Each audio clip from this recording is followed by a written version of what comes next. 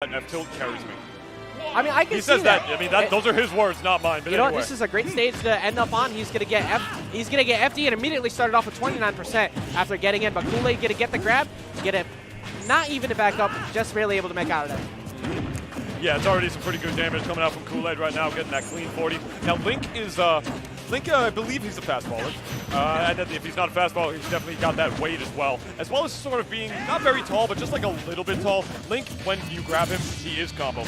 You will definitely be able to get so much damage on a character like Link.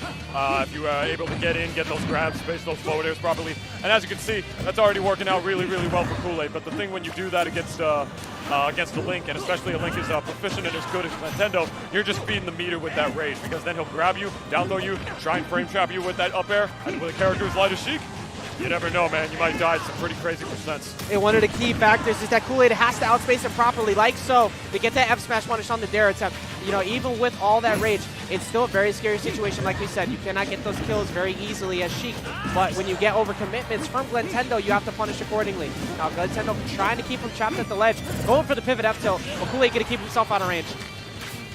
Yeah, now he's just going to try and play the projectile game just a little bit more to try and just create some sort of gap, some sort of opening for him to get in on Koolaid. No, but that's not even going to be a thing. That's not even going to be possible. And can I finish any sentence that I've had in both of my commentary blocks today? I can't even say what Koolaid's trying to do to Glenn. Can't say it the other way. My man Koolaid's going to say, I'm going to send you right down to the depths of hell with that down air. I'm going to kill you at what was that, like something 40? It was like 30 some odd percent. Oh like Koolaid definitely wanted to swing for the fences if he has the opportunity. He knows that Link's recovery is abusable. He knows that if you go into that point, you can only go for that diagonal approach. You cannot do anything else about that. So immediately going down there, while stock up. If he missed, hey, you know what? He missed. He owns it. He still has another stock to play with, but gets a trade even.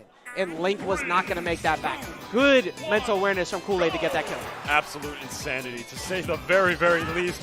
We are running game number 2, Town and City. Another stage that would be probably good for both of these characters. I mean, I imagine that Glenn took Koolaid here because he wants to try and kill him off the top. Yeah, my guess is he's trying to get some of those down throw into the up air conversions. And he gets a little bit more room to run away with these triplats, because normally you want to outzone a character such as G. Problem is, Koolaid hasn't allowed him to get any type of zoning, so he's going to try and snipe out with the early kills instead. Oh, no! Oh, okay. Not going to get N-lag on that down B there, able to make it back. Wow.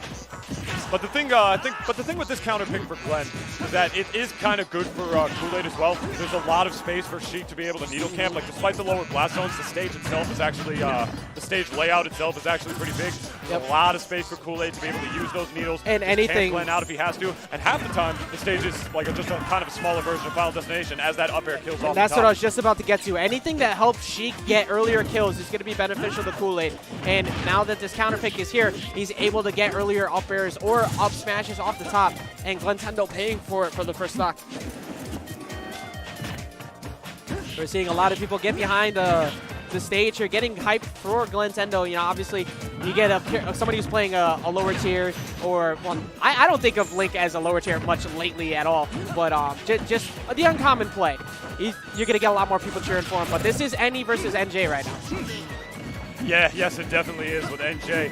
Kind of already reaching out on his last legs right here with Glentendo, and I believe this is the winner's bracket, this is winner's semis, this is pretty far in Pool B6 to say the least, but it's looking like this might be pretty bad for Glentendo. He's not landing those grabs. He just tried to mix it again with another down air. He's not landing those grabs. He's not getting those up air frame traps. Koolaid's just really not giving him all that much room to breathe. Yeah, Koolaid trying to get him with the trap onto the side, and the down throw into the up air is going to finally get a kill. So Glentendo going to put himself on the board. But the forward tilt into there, not going to take the stock, and Koolaid opting to back off, just let him get off stage. Glenn with his back against the wall, and that up air will do it. Koolaid going to take it 2-0 over Glentendo, advancing to winners finals of Pool B6 is Koolaid.